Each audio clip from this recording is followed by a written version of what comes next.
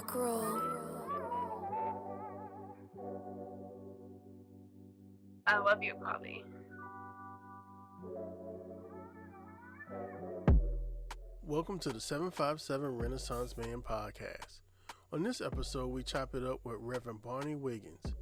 We discuss why we're never going to stop wearing our masks, when Marvel movies meet the sermon, our favorite sci-fi movies and why there are no black American actors playing black British people, our Rose of Sharon connection, women pastors in the church, and what is the issue, and much more.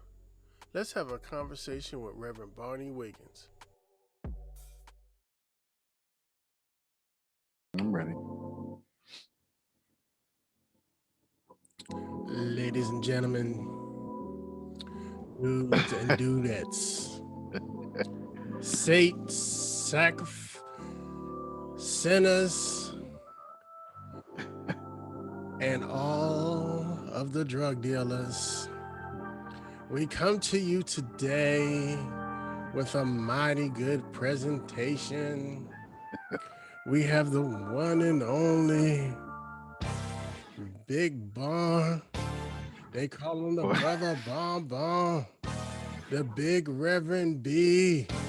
He is a friend of you and shall be a friend of me. The one and only Dr. Luther Reverend Dr. Barney Wiggins in the house. Doc, you got the whole what is it? Hoop triggers and everything, man. You know that's your fault, right? I put everybody on the hoop I would have never ever known about hoop triggers if it weren't for you. Look, I got my mask on. Look, man, I don't care where I'm at. I'm masked up in my office. I don't trust my kids. My kids is dirty, man. They be sneezing everywhere. I don't care. I'm masked up at all times. At all times. Look, man, I'm on the other side of the spectrum. Look, folks talk about I don't want to wear my mask. No, all the time. I was wearing my mask. I was wearing a mask before the pandemic, man. Are you wearing it when you sleep, bro? Look, man. Look, you knew we grew up in a time where all the cartoon villains had on masks, bro. We prepared for this, bro. Cobra Commander, right? Optimus Prime. Everybody had a mask on. Who was the other dude? Oh, Shredder. Yeah, Shredder had a mask. Turtle. We ready for this. Let me take this off, man.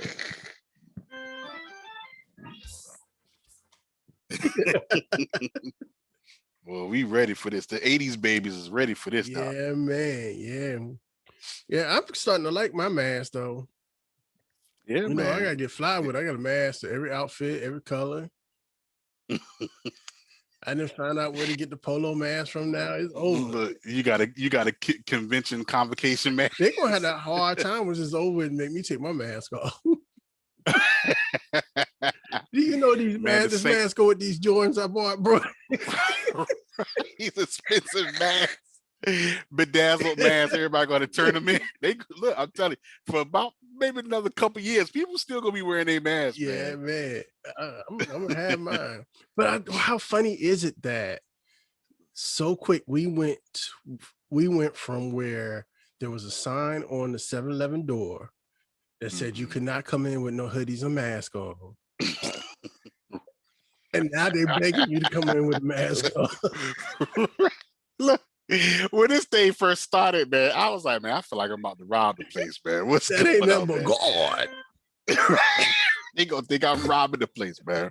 Nah, man, it's strange, man. It's real crazy. It's crazy how it's crazy just how the world is right now, man. It's just, you know, I never would have imagined that we would be at this point right now, man. What about you? Never.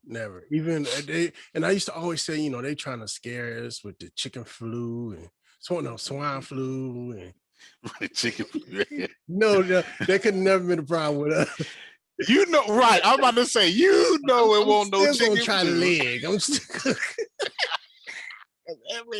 every brother and sister would have been Just gone. dip it in the grease twice. It'd be all right. Sanitize it in the grease. Yeah, man. So people gotta realize that we trip like this. We go way back, and we used to trip like this as little kids in church. Yeah, and man. we had to dodge them backhands. Yeah, man. We church kids through and through, man. Through and through. So how is it now being a pastor of your own church and balancing that out? Because you're still a fool. It's different. It's kind of different. I think people don't realize that in every stage of life you got to kind of find your voice in that particular stage. Mm-hmm.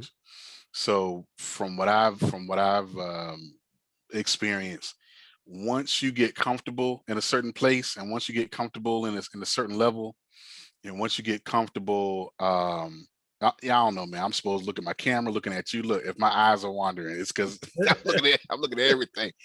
But no, it's like once you get comfortable in a certain environment, a certain space, and a certain on a certain level, or you find your voice in that level, that's when things change and God moves you to a new assignment. And in that assignment, that new assignment, you got to find your voice there. And I think for me, what I had to learn is just because I found my voice in a previous assignment doesn't mean it's the same voice in a new assignment. So that's kind of where I am right now, where I'm used to being an organist and a deacon and a minister or whatever, but finding your voice in the pastorate is something completely different, man. So yeah, that's kind of where I'm at right now. But so for me with that, y'all know I'm just different. I'm still me, and I'm still, I got a new assignment, but I'm just a little different. So, I know people. Here's the crazy thing about that, Sean, is that when people say, especially Black Mm-hmm. folks, when people say the word church and the word pastor, Mm-hmm. they already have preconceived notions about what that is, or presuppositions about what that is. And so once you say that, people expect you to operate a certain way. Right. People expect the church to be a certain way. And so, a lot of brothers and sisters, they try their hardest to fit that mold. And a lot of them stress themselves out, trying to live up to people's expectations about that position and about that particular title. And I tried to do that. I tried to. I don't know, something about you, Sean. I just feel like sharing today, man. I hope you don't get me in no trouble today. Wow. But no, it's let them use you. I try to do that, man. I tried to fit that mold, and I tried to live up to people's expectations, and I try to be what people expected me to be within a certain role. And I realized that's not what I'm called to do, and that's not what this generation of Christians need. Mm-hmm. You know what I'm saying? Or what God, it's not what God is looking for. And it's not what the people need in this particular season. And so I think, in my personal opinion, that God is using just people who are different, who are authentic, who are going to be themselves. And the beautiful thing is, man, and I think this is a part of my journey and finding my voice, is I'm at a place in my life now where I'm free to be me. Right. You know what I'm saying? Regardless I gotta of what let you know, people. every time I know I'm about to hear a Brother Barney sermon, I perk up because I'm waiting for my Black nerd reference. Hey, man, I got two source materials, brother. I got the Bible, that's first. But then I got Marvel Comics, brother. I gotta go back to my roots, man. Right. I perk up. And but to your point, I might have heard something that I may not have heard before, or I might have paid attention a little bit more than what I would have, because I'm waiting for that. I know I'm going to get that Black Panther reference or that Tony Stark reference. I know it's coming. That's for people to understand. And that's the other thing people don't understand, man, that, preachers and ministers and pastors, we got lives, man. We're people. You know what I'm saying? We're real. Pastors are real people who have interests outside of the church. And we're not walking around. Well, most of us aren't walking around, trying to be super pious or trying to act like we live on a cloud or something like that. We have other interests. I'm a movie. I love movies, man. I love like movies, The Lord of the Rings and Star Wars.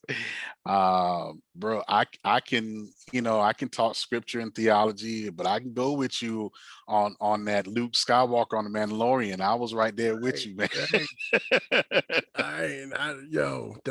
We will talk about that later, but yeah. I didn't expect to like that series as much as I did. Yeah. I think I like that more than I liked the last few. Well, I liked it more than I liked all of the first prequels.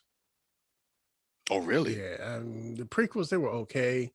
I think he got a little bit long-winded with trying to explain stuff. Yeah. Yeah. Especially the first one. Yeah, not enough fighting. Yeah.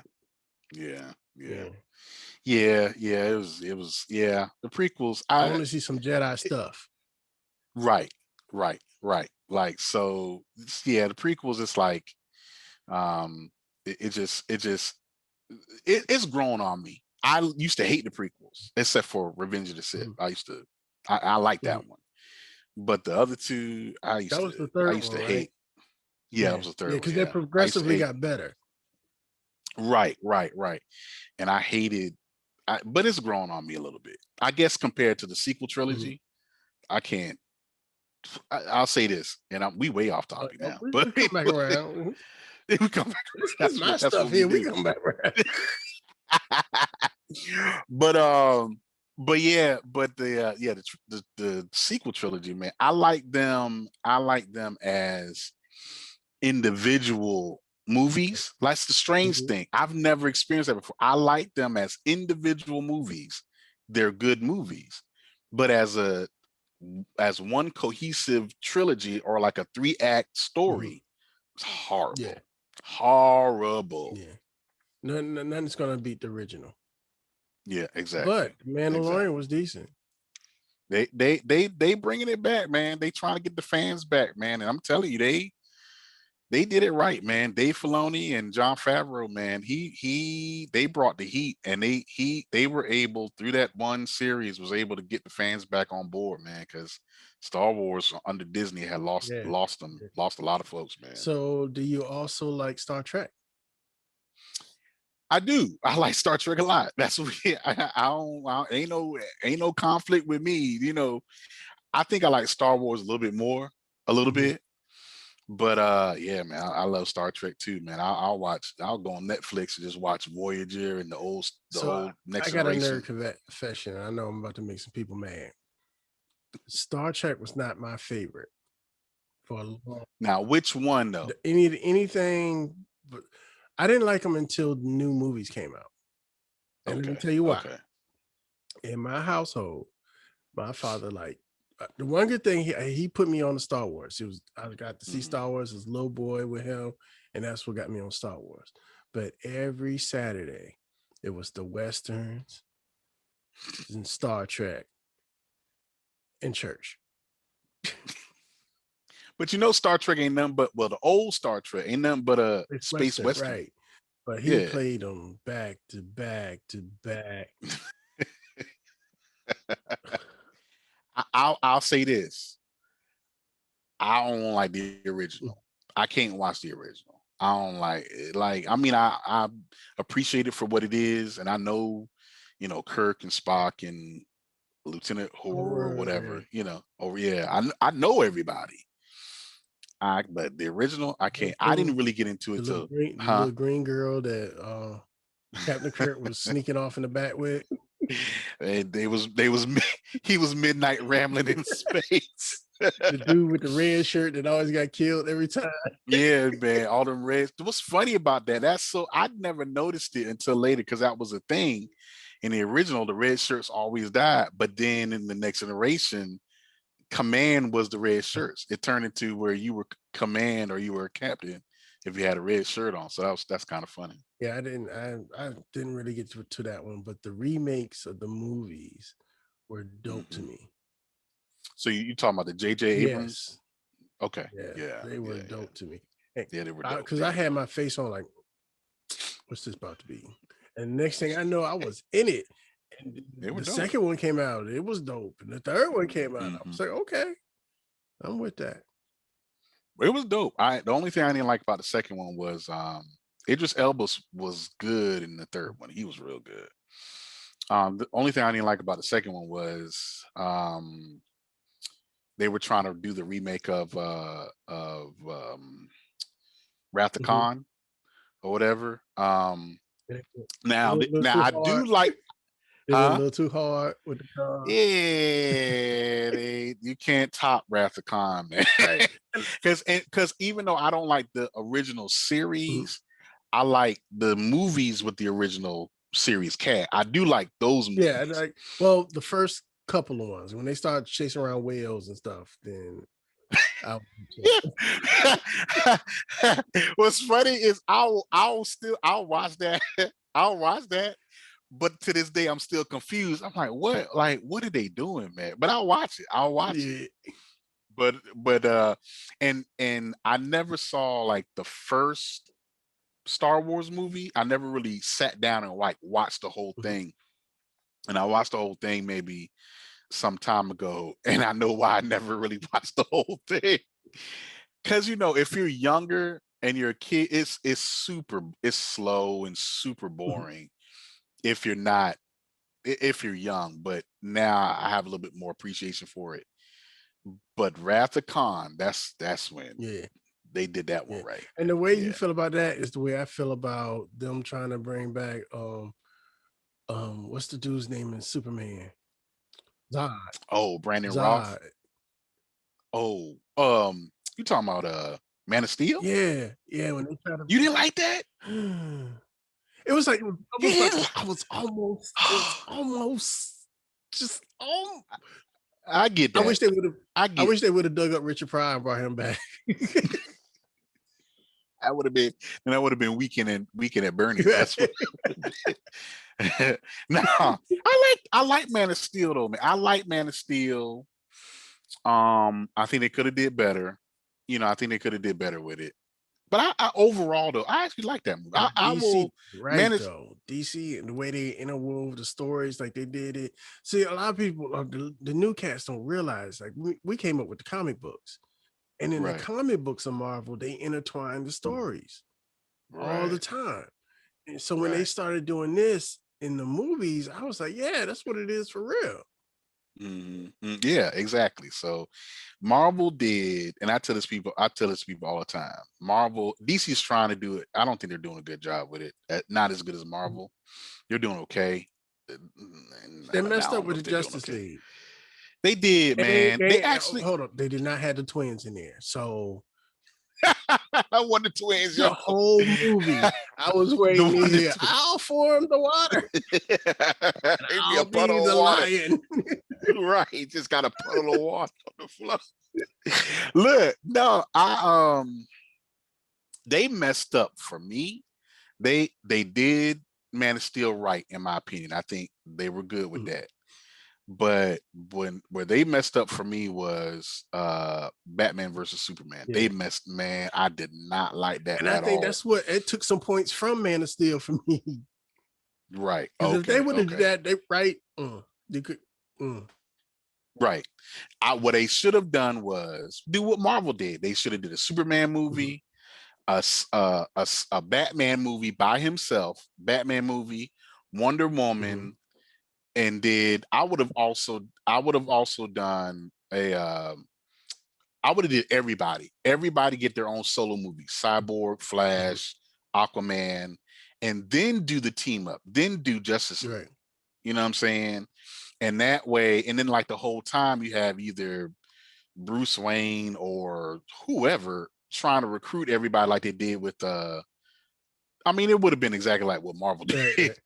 But I mean, that formula worked. And really, and that's why I tell people all the time is that what Marvel did is what they did in the comics. They had the individual comic Mm-hmm. books, but then what they did was take all these heroes that were kind of, C-list or B-list heroes and brought them together in a Mm-hmm. team. And then because they brought them together in a team and that team comic book worked, they became kind of either high B heroes or a listers. You know what I'm saying? Yeah, they disappointed me. They had it. They had it. And well, I'm not, and we're Yeah. gonna go back to subject, but I have not watched Aquaman all the way through. You serious? Now Aquaman is good. Aquaman is decent. That's a decent They movie. had to chase around all the parts and the pieces. And was this Aquaman or Pokemon? What are we doing? It's the national treasure. National Right. treasure. It started out dope, Yeah. and then Yeah. I kind of Yeah. lost Yeah. interest in it. I mean, I can see that. But compared to what they had, have you seen the new Wonder Woman? I haven't seen that yet. Yes, I've seen it. Yes, Really? I've seen I heard it was terrible. it.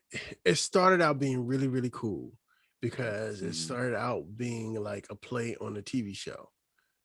And if Okay. they would have kept it like that, I could have got through it.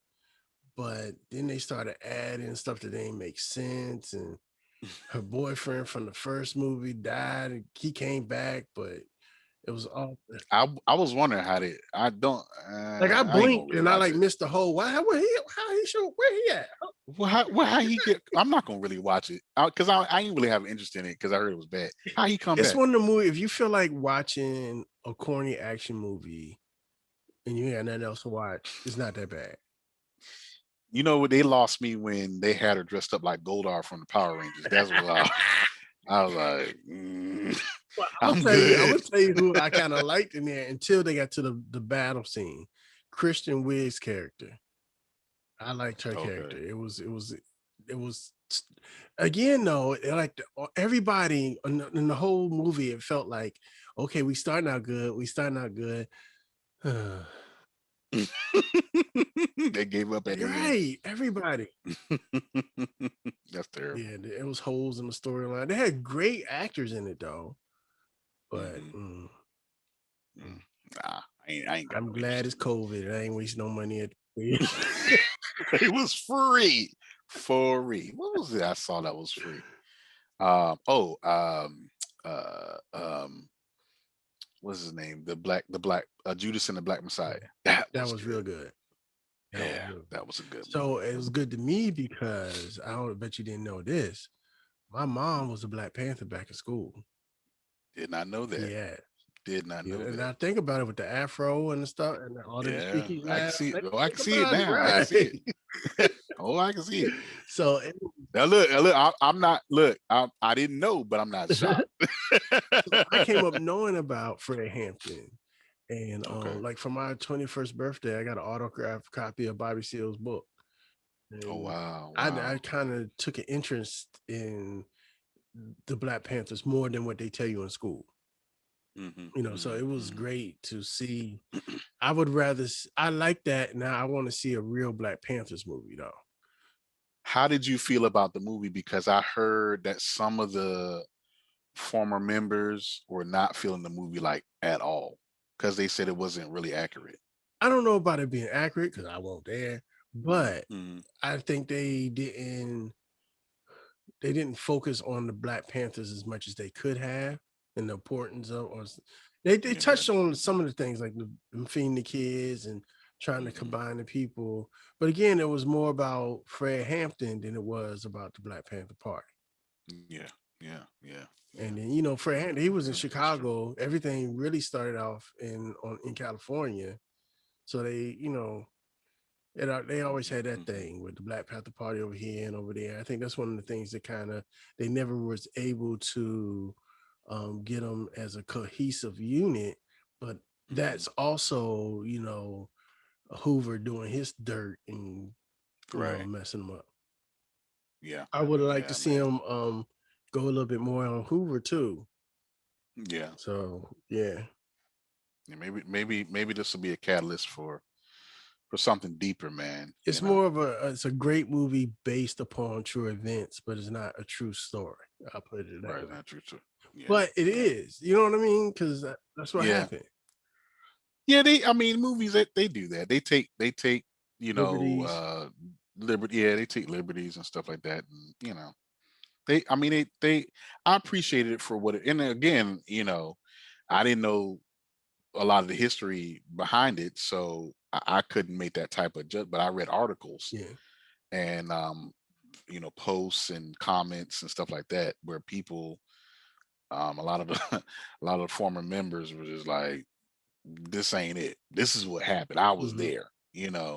And I can understand that if you were there, like if it's different if you tell a story like something about Abraham Lincoln or something like that. Ain't nobody want nobody Right. there. But there's still people But when you alive tell now that experience it. right, right. So yeah, I can understand if you were there and you saw something like this that you would have some issues if they didn't tell an accurate story. But for what it was a great And movie. you also got to think it was told with it was authorized by his son and his wife. So it is Hmm. also told from their perspective too. Okay, So okay, yeah, gotcha, because they gotcha. they Yeah. they were actually they signed off on it and they were advisors on the Hmm. film. So I Yeah. felt good about Yeah. that. But let's talk about old boy. I'm just now realizing he's from London. Who? The Uh. Oh, you didn't know, no, did not know. Like the, man. when I started thinking about Get Out and all that. I think yeah, his accent is good. When I first the first time I saw it was Get Out. I didn't know either, but because what I do, I'm crazy like Mhm, that. I watch a movie and I have to still experience the movie. So I watch like reviews and articles mhm. and YouTube stuff about the movie. Um, and so yeah, I knew he was from Britain or whatever or wherever he's from, and but his accent, man, he knows how to turn on a good American accent, man. And so, what's your boy that was in the wire? Idris Alba. Hmm. Yeah. Yeah, So that's just you I watched the you didn't know whole it. wire every season all the way through. And then I heard him on an interview, and I was like, "What is he practicing for a role?"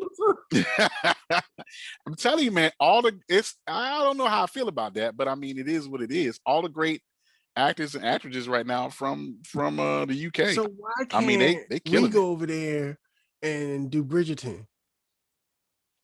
I don't know, man. Get I a don't dude know, from brother. Brooklyn to go over there and do a London accent. Why can't we do Th- that?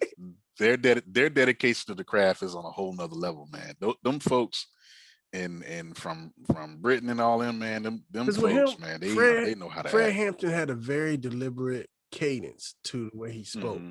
and he nailed that. Hmm. And that's the one thing I could testify to. He sounded like Fred Right. Hampton talking. And with Idris Yeah. Alba, my wife was from Baltimore, and they have a Hmm. very interesting dialect. Like Hmm. if you meet somebody from Baltimore, you're gonna know they was from Baltimore. Right. Right. As Right. soon as Right. they Right. ask you for Right. a hot dog, you're gonna know they're from Baltimore. And he played that. Right. You would I lived in Baltimore. You Hmm. could never told me that he was not from Baltimore. Especially the way he Wow. said Baltimore. I, Yeah, I'm telling you, if they don't win, he won the Golden Globe. He won the Golden that don't mean Globe nothing. for yeah. But if he don't get an Oscar for this, yeah, man, he killed that. I mean, he killed that, and he is great in every with Black Mm, Panther. Like he was a kind of a minor character, but he killed yeah, that. Get Out he was brilliant in that, man. Every role he does, man, he is absolutely brilliant. But I don't know, man. Something about the water. If something's in the water in Britain, man, them it's the folks tea. they be killing it. It's the tea. It's a T. It's a T. Yeah. All Yep. right, so we cannot talk without talking about Rose of Sharon. Yeah, man. That's still my heart, man. So I've talked now I'm talking to you. I've talked to Hmm. Aaron, I've talked to Rhonda, and I'm gonna talk to Mike. And hopefully I'm gonna get Ben. I'm trying to let him get settled and everything because he came back from Right. California. And I want Hmm. to do a Rose of Sharon reunion tour podcast. Okay.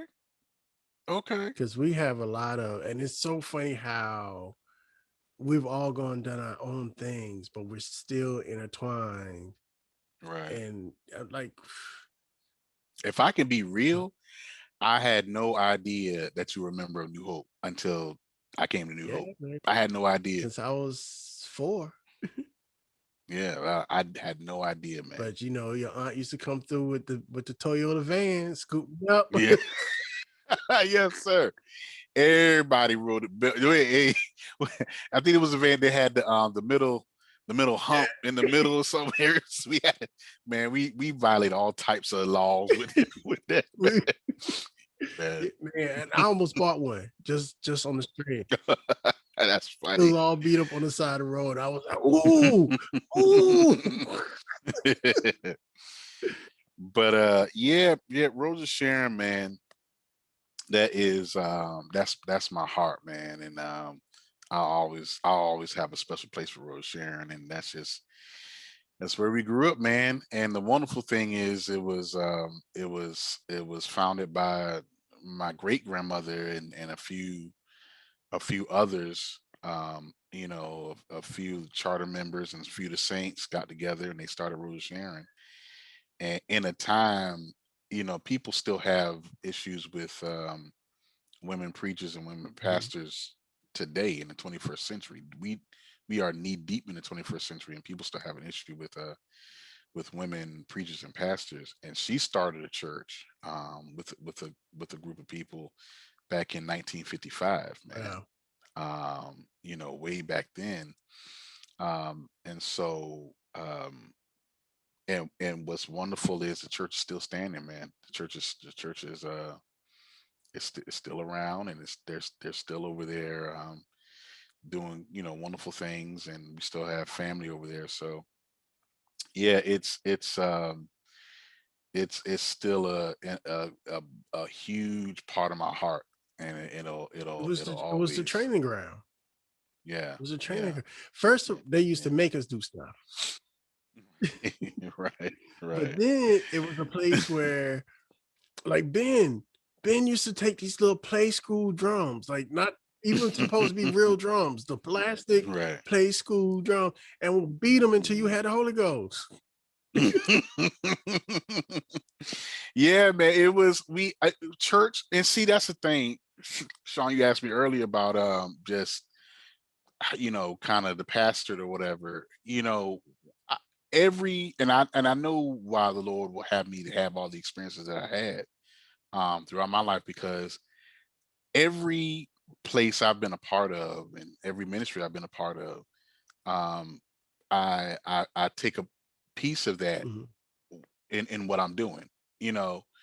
And so what I learned at Rose of Sharon, it- we're doing you were trying to not you can't recreate or go back to the past or nothing like Mhm. that. We're still moving forward, and we're still seeking to minister to 21st century Christians. But um, what we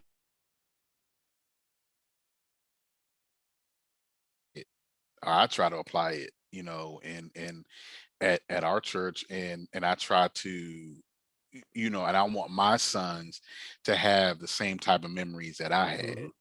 because we had, like, church was Yeah. fun. Like, we went to Yeah. church. If I wanted to We try loved something, going to I church. knew I could try it at Rose of Sharon. Yeah, When yeah, I yeah, first yeah. stepped out and started playing the saxophone, I knew I could play my saxophone in Rose of Sharon. Mhm, And mhm. it could Yeah. sound terrible, but to play it, baby. Just play. It was Start fun, man. over, baby. We used to go out there, man, and because it was out in the country, so we used to go out there play Yeah. football And they got dark. and yeah, man, they ain't had no street lights, man. It got dark, man. But I'm telling you, man, it was just a wonderful experience. And I'm gonna share a couple things with you about that though. Speaking of world sharing, because um so now looking back, we kids, we just go to church, we have fun, we play, with our friends, we go vacation Bible Right. school and all that Right. stuff like that or whatever. Eat the sandwich cookies. Right, eat the sandwich cookies and the juice and all that. And we don't know what's going on or whatever, but come what I found out later on is that um my so I did not find out that people had an issue with women preachers until I was well in my 20s. Mm-hmm. Seriously. Yeah. I had We took it no for granted. idea. Right. And so I found out that my great grandmother, I don't think she was intentional about this. It's just what she did and how she led and how she lived her life. She wasn't trying to make a statement. She wasn't trying to be a trailblazer, but it just ended up that she just was doing what the Lord called her to do. And because she just simply did what the Lord called her to do, she literally created a bubble around a lot of us where we had no idea that this was even an issue until we got out into the world. And then we go out into the world and we looking like, what y'all fighting about? What's wrong with y'all? Right. It's like, what's the issue? Like, what y'all, like, literally, and to this day, I have to catch myself because I'm like, what y'all fighting about? Like this, like folks, like folks was preaching and singing and shouting and laying hands back in the 50s. Like, what y'all, like, what we doing? Right. So like you said, we take it for granted. And then I found out, because it was just a thing. And do you know why I don't like sitting in the y'all? So I told you you're gonna get me in trouble. But for all of y'all that's out there, I don't like sitting in the pulpit. I don't. I can't stand it. I don't like the feeling of being up high and looking down at the congregation. I don't like that feeling. And you know, and I don't like the fact that everybody can see what you're doing. You know what I'm saying? Everybody. I hate that. I love being able to sit among the congregation. And that actually came from, a part of that came from the fact that that's what my great grandmother did. She, by the time I came along, and she was declining in years, she very rarely sat in the pulpit. The only time she sat in the pulpit was like on First Sunday, on Communion Sunday, when she was going to preach. And she had on her white robe and all that. That was the only time that she may have sat in the pulpit. Every other Sunday, she sat in the pews. She sat in the second pew, either on the start, on the end. Yeah, on the end. She sat on one side for a while, then she switched over to the other side for a while. And she was sitting in the pews and just beat the tambourine on her knee. I still remember it to this day, man. And she would just operate like she was just one of the mothers of the church.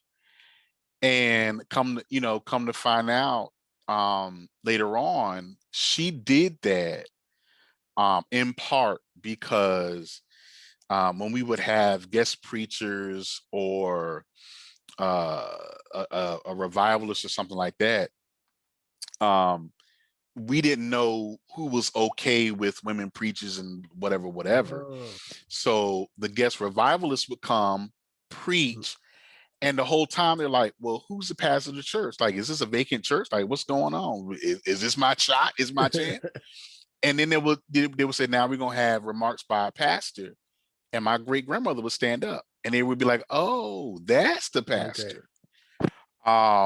And so it was in part intentional, and then some of it just what she did, and a lot of that we just never know how that their actions kind of impact us and plant seeds in us, and it sprouts up later on. And so to this day, like, there's still a lot of churches that do the whole traditional pulpit thing, and I do it because it's kind of, out of respect, but I'm definitely not comfortable up there like that. So, what's your take on wearing the robes? I mean, I don't have a problem with it. I mean, I've done it. I've worn robes, and I think there's definitely certain occasions where you should do Because it. Like, now pastors are getting called out for being in the pulpit wearing J's and wearing jeans and stuff. That's not godlike. well, I don't know who that is, because that's crazy. But yeah, I told you, I just told you, man, I'm different. So I wear, I wear what I want to wear. I mean, I don't want to say it like that. I mean, I just wear what I want to wear. If I want to wear, jeans and a shirt, or if I want to wear the civic attire, the collar or whatever, and usually I do that for like maybe like Communion Sunday or something like that. I definitely do it during convocation and all those events. But um, I think on both sides of the spectrum, we get too caught up on the external. You know what I'm saying? We just get caught up on superficial things that mean absolutely nothing.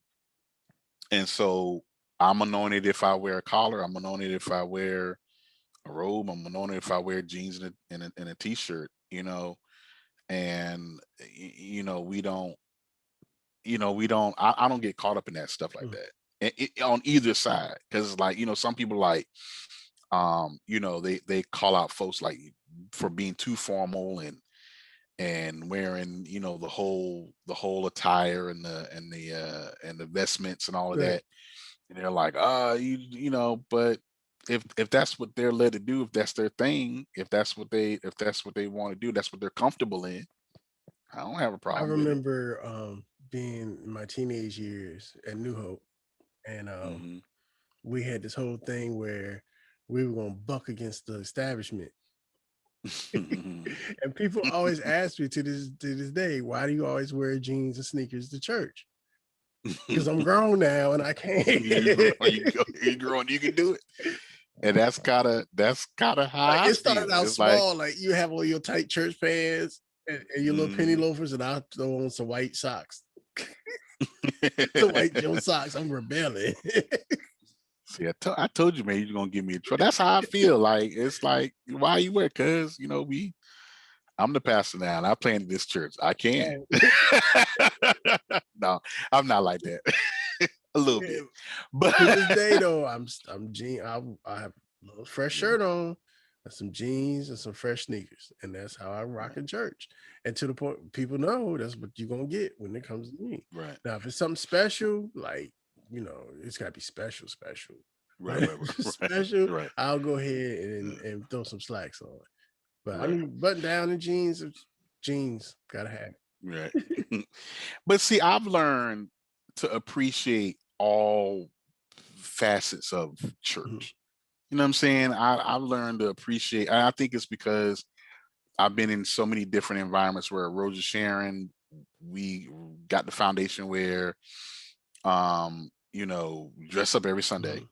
Like I mean, every Sunday you wore a suit and tie, something. You did not. My granddad, the only time he would not dress up for church is like prayer meeting and Bible study, but he wouldn't wear no jeans. He Right, wouldn't want no right. jeans, nothing like that. And that's why I You know used what to I'm show up saying? on Thursday nights. Right, right. And so you at Rose of Sharon, you dressed, the saints dressed up. Mhm. But then we went over to Mount Sinai, and Mount Sinai let us be a lot more free in our expression as young adults. And so, we sometimes we dressed up, sometimes we came in jeans, and they didn't make a big deal of it. And we didn't really think My about whole it. We thing didn't. is, okay, y'all gonna have me in church all day. I Mhm. might as well be comfortable.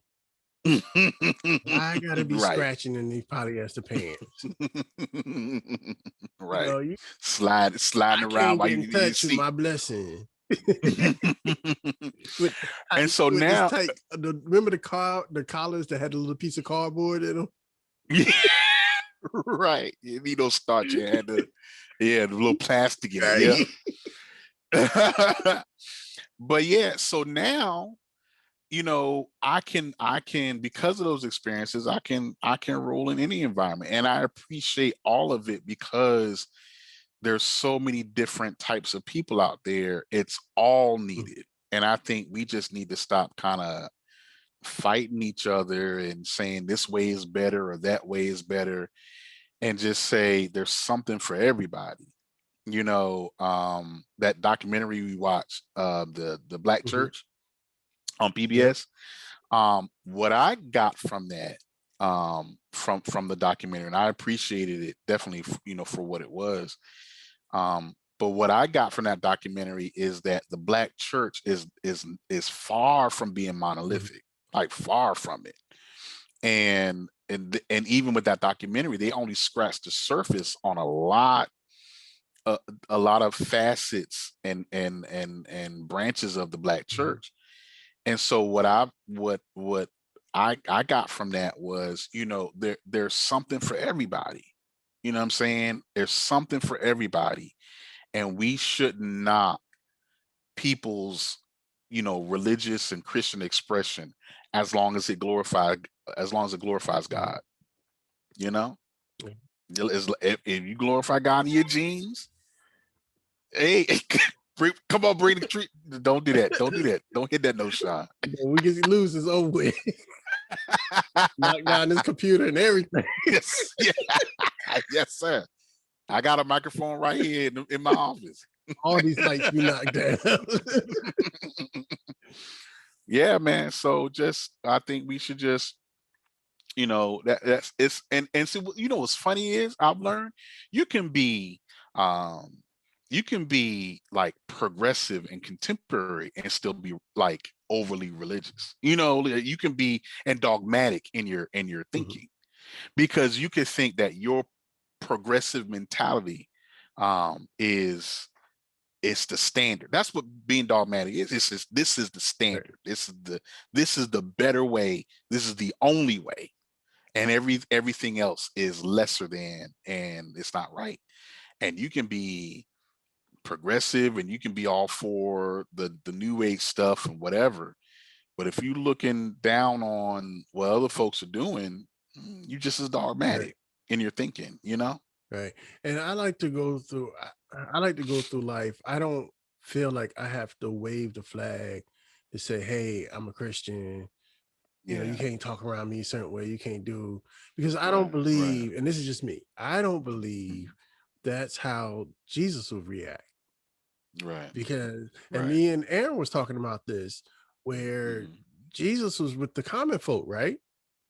Right. So you can't be Right. have so many airs and be so uppity. One, you gonna get punched in your eye. Right. Right. and, Right. and then second, and nobody's gonna hear the message. Right.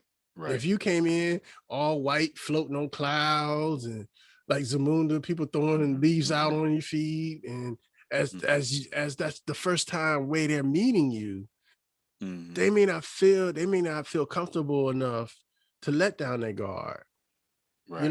and to really take in what it's supposed to be. A lot Right. of times I think people talk to Jesus, and then after he got up the block, it was like, oh, that was Jesus, Right. you know? Right. Yeah. Yeah. Yeah. Yeah. Oh yeah, definitely, man. And I think that, um that is our mission, man. Our mission.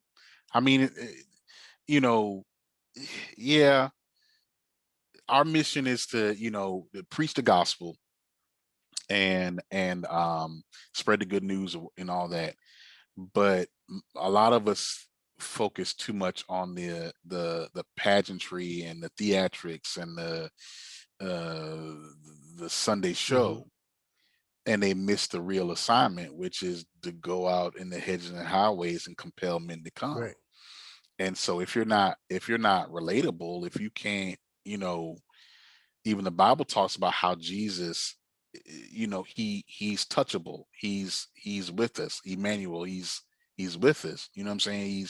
He's accessible, and he understands what we're going through because he's right there with us. And so if you walking around thinking that you greater than, or you better than, or you untouchable, or whatever the case is, man, um ain't nobody gonna hear you. Mm. I think the the biggest compliments I can receive, whenever I'm doing anything, when it comes to ministry, is when a child comes to me and tells me they understood what I was saying and they enjoyed what I was saying.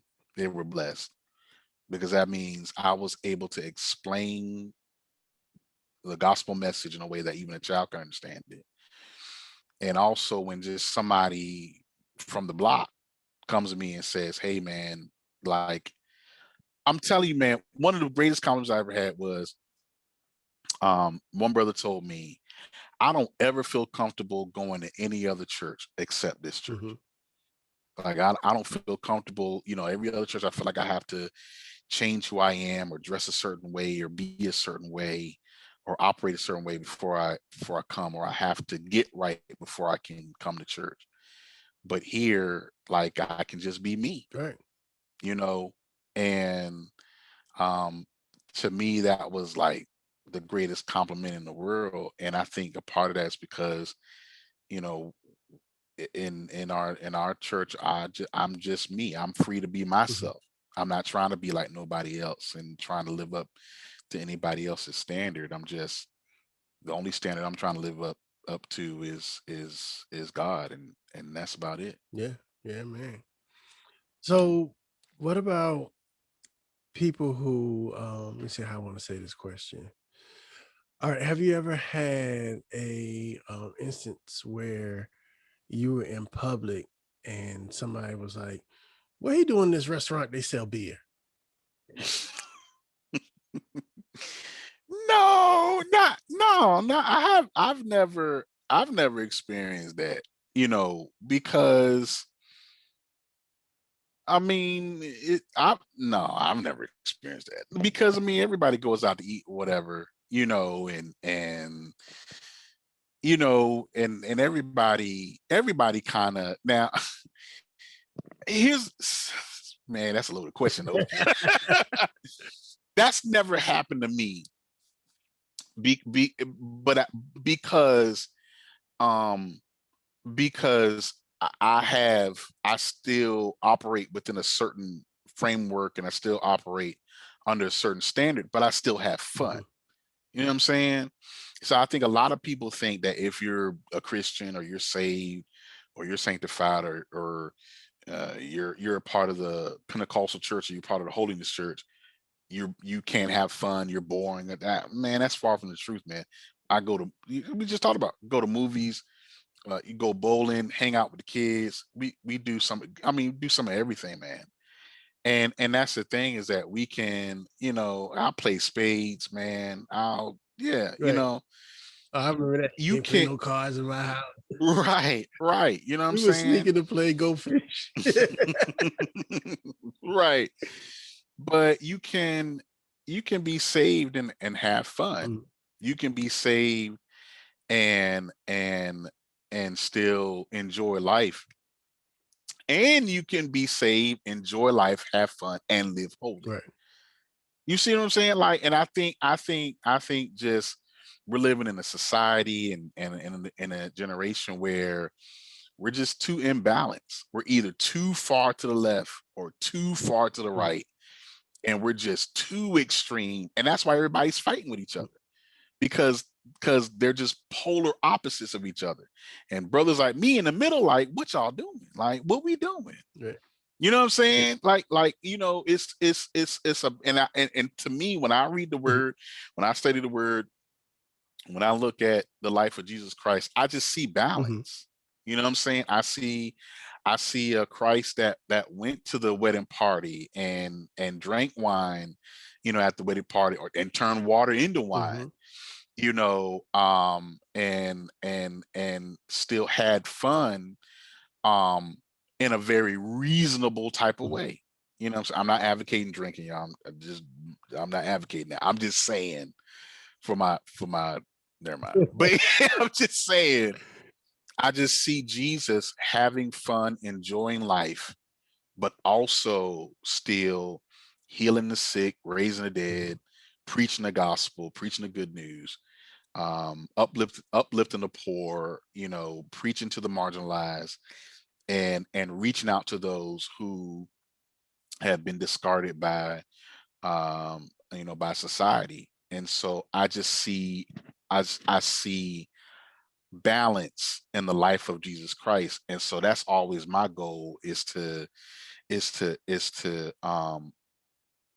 have balance, is to move towards balance, and to maintain that balance, and still, you know, be me, enjoy life, in a very reasonable way, and still project the image of our Lord and Savior Jesus Christ.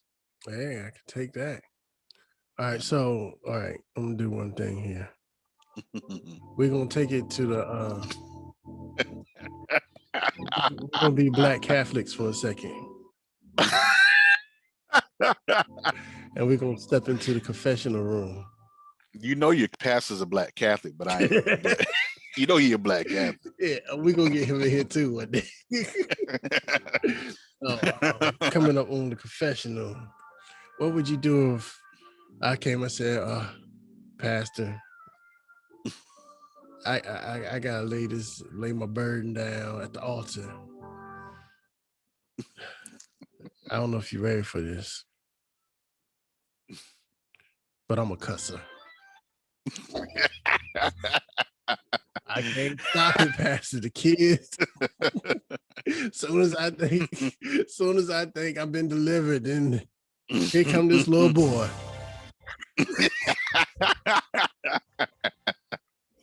That is funny.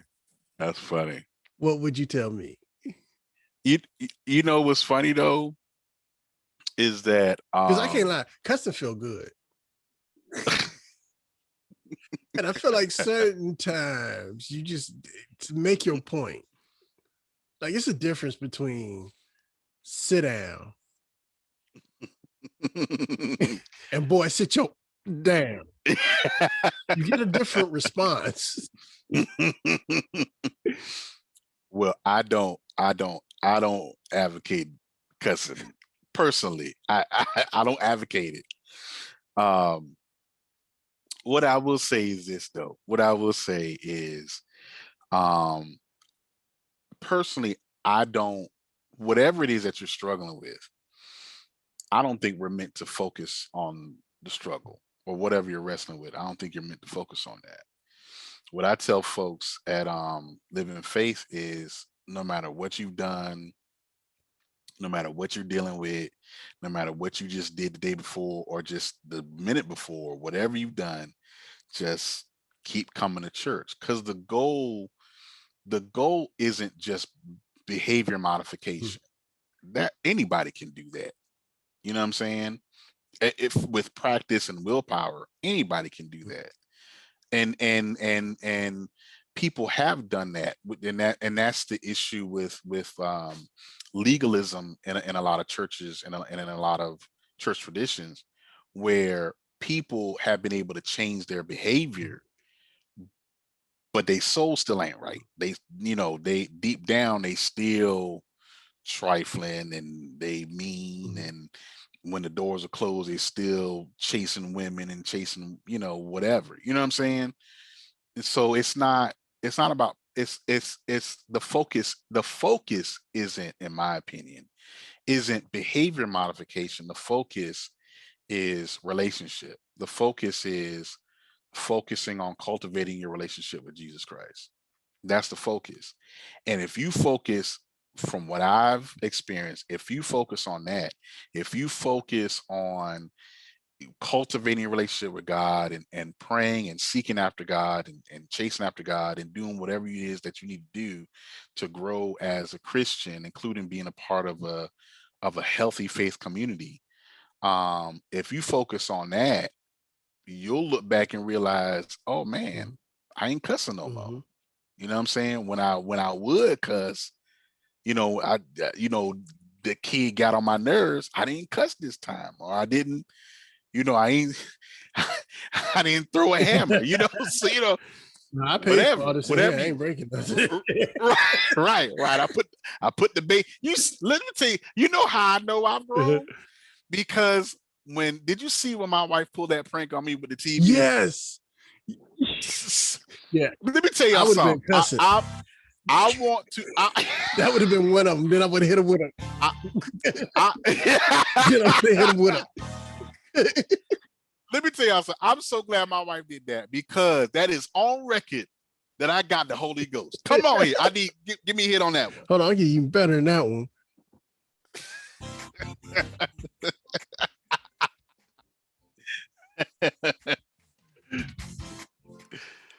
That is funny.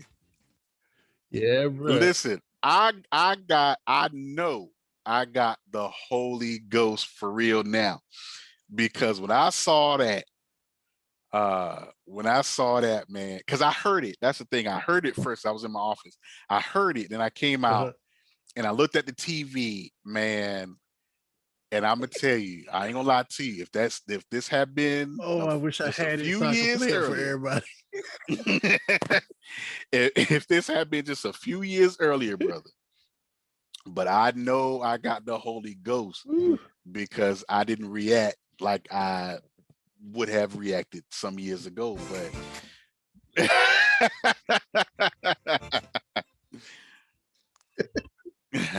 but that's the thing, man. That's the thing, is that the focus isn't behavior modification. The focus is relationship, because Paul tried that. In the scriptures, the Apostle Paul tried that. He went to God and he asked God, take this thorn away from me. Whatever that thorn is. In fact, the thorn was such a non-factor that we don't even know what the thorn is, and many scholars have speculated what it was that Paul was struggling with. And so Paul tried that. God, take this thorn away from me. He asked 3 times, and God just said, my grace is sufficient. Basically, keep moving, and as you move, you'll see some changes. And that's the goal. The path to transformation is through our relationship with Jesus Christ.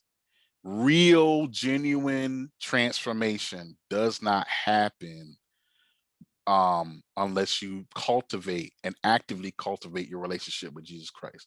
All you are doing, apart from your relationship, all you are doing is changing your behavior. And that's only going to last for a while, because we all know that your true colors are going to eventually come out. If a real transformation hasn't happened. So that's what I would tell you. If you want to stop cussing, read your Bible. All right, I'm having a good time, so we're beyond time, but one last question. I asked this to your brother too. Besides Jesus, who is your favorite person in the Bible? And I'm gonna tell you mine. And it's the same answer I gave him, because all time, this dude is a G. David. Yeah. David, he's the man. David is a G. David had real struggles. He was a musician, so you already know he's after my heart. He was a poet. He was a hero. He was a little boy. He was a shepherd. He was a king. Like, he did it all. He did I'd say he's the Tupac of the Bible. He did everything. Right. Yeah. My favorite. Oh man, that's a lot, man. Other than Jesus, I was going to say Barnabas, but now you got somebody. Let me go. Who is Barnabas? Yeah, right. No, Timothy. Other than Jesus, I think Timothy is my favorite biblical character because or figure because um he was young, man. He was young, um and he was taken under Paul's wing, and just based on the letters that Paul was sending Timothy, you can speculate that Timothy was dealing with some self-esteem issues because of his youth, Okay. and he was dealing with uh dealing with being unsure of himself, because he's still trying to find his voice, trying to find his way, and he still needed some guidance, he still needed some instruction.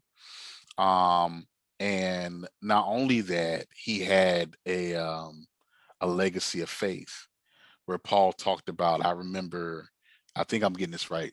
I remember, I know the two names, but I remember Paul said, I remember your mother Lois and your grandmother Eunice. I think it might have got it mixed up. But Paul basically said, I remember the faith of your mother and your grandmother, and that same faith that they had has been passed on to you. And so that foundation that has been laid has been laid by women of great faith, who operated in the kingdom in a time where women were seen maybe a little bit more than property. You know what I'm Right, saying? right. So I read a lot about Timothy and the letters from Paul to Timothy, because I kind of see myself in that, and that same encouragement that Timothy received, I received that from myself, man. So that's actually my favorite biblical character, All right. Well, I got to go. I don't know man. if you can hear my batteries beeping. So that means Yeah. we're I going to have mean, to start to wrap this up. you, you use the hoop triggers until it's dead. Ladies and gentlemen, this has been our conversation with Pastor Barney. We got to do this again, man. That is, yeah, man. Anytime, I'm man. gonna bring that. So this is the icebreaker. So the next time I'm bringing the questions. Don't hit me too hard, man. All right, brother, man. I appreciate you taking your time out and have this conversation with us today. Thank you. I appreciate you, man. Really appreciate you, I brother. really enjoyed it, man. All right. Later.